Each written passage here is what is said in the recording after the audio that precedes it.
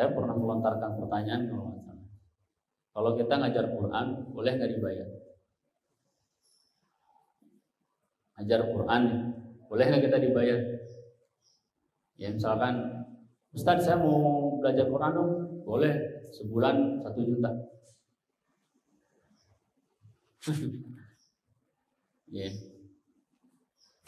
Di dalam Al-Quran Allah Subhanahu wa taala berfirman di awal-awal juz 2, Innal ladzina yaktumuna ma anzalna minal bayyinati wal huda min ba'di ma bayyanahu lin-nasi fil kitab ulaika yal'anuhumullahu wa yal'anuhumul la'inun. Sesungguhnya orang-orang yang menyembunyikan apa yang kami turunkan, Al-Quran, ya, minal bayyinat, dari penjelasan-penjelasan ilmu di Al-Quran, ilmu semuanya.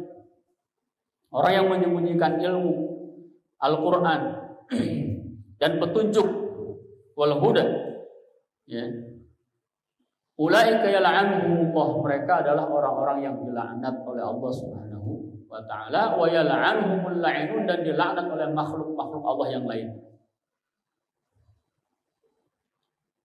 Kata para ulama, ayat ini berarti haram hukumnya menyembunyikan Al-Quran, menyembunyikan petunjuk, menyembunyikan ilmu syar'i khususnya, dan wajib mengajarkan ilmu syar'i kepada orang lain. Ya, dari ayat ini juga para ulama menyimpulkan tidak boleh seorang guru ngaji, orang yang mengajarkan ilmu Al-Quran, ilmu syar'i, untuk mengambil upah dari pengajaran. Mana? Ya. Kita guru ngaji, Ustaz, gimana?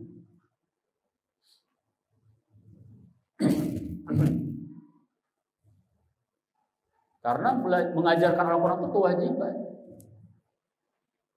Kewajiban semua kita.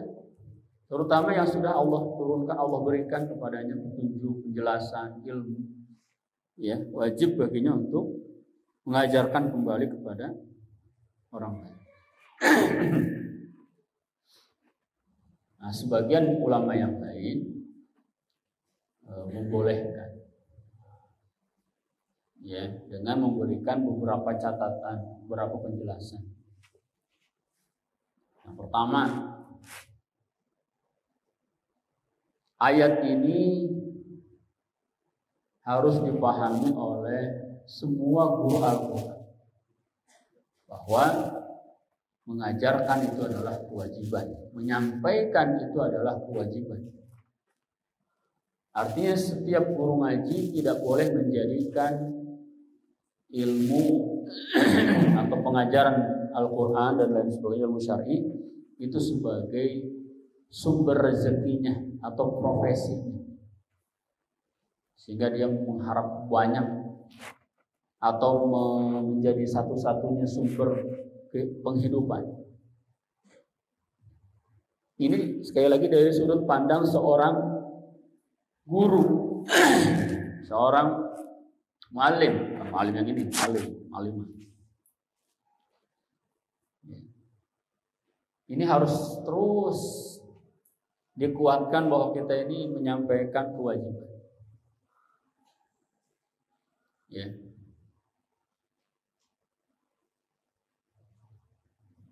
Yang kedua, dari sudut pandang seorang murid, dari sudut pandang seorang talib. Ya, kalau kita sebagai seorang murid, kita harus memposisikan yang ini. Nanti jangan dibalik. Seorang murid harus memiliki pemikiran bahwa seorang guru juga dia manusia. Dia punya kebutuhan pribadi, punya kebutuhan keluarga. Ya kan? Andai saja tidak ada yang mau mengajarkan Al-Quran karena kebutuhannya terhadap maisha, ya, maka tidak akan ada orang yang mengajarkan Tidak akan ada orang yang menyebarkan Al-Quran. Karena semuanya sibuk ingin mencari penghidupan untuk dirinya masing-masing. Ya, saya nggak mau ngajar Quran. Terus nggak boleh ngambil upah. Saya mau kerja aja buat anak saya, buat istri saya, buat keluarga saya.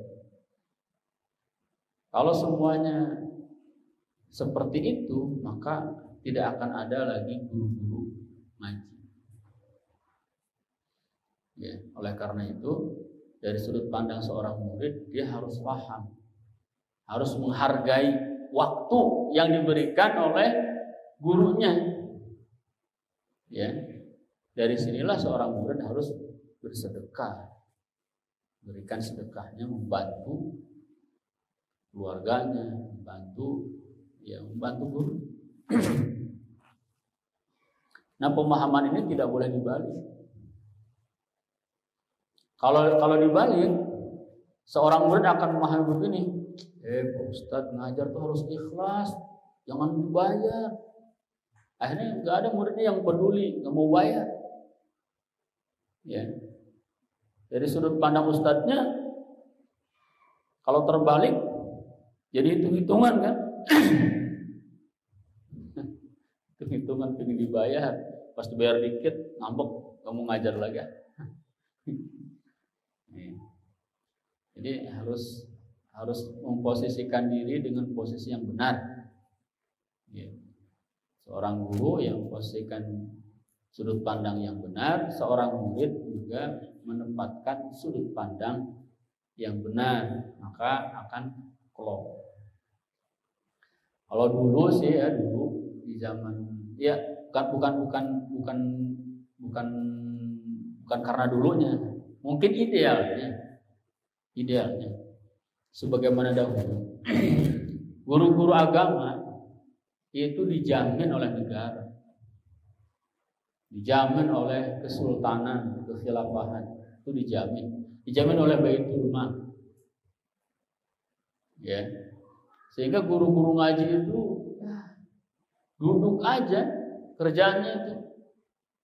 Ya, nanti murid-murid pada datang, dia ngajar aja, gak mikirin dari mana untuk anaknya, untuk istrinya, gak mikirin. Dari Baitul Mal udah masuk, ya 1.000 dirham. Kalau kalian 1.000 dirham itu berapa?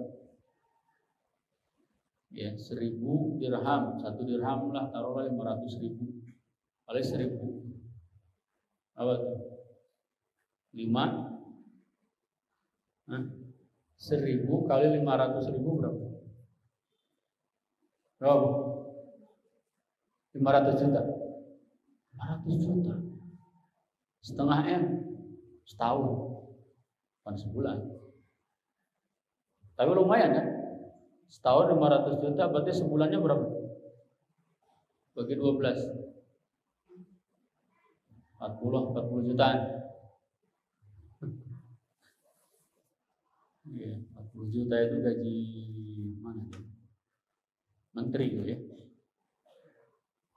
Pak Presiden.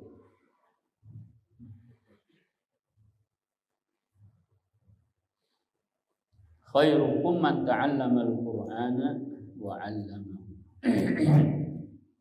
Ya, mudah-mudahan kebaikan khairiyah ini selalu ada pada kita semua, ya, sebagai guru Al-Quran yang juga harus terus belajar, ya, menemukan sesuatu yang mungkin kita belum pernah temukan, akhirnya kita menjadi tahu, kita dalami sehingga kita menjadi semakin tahu.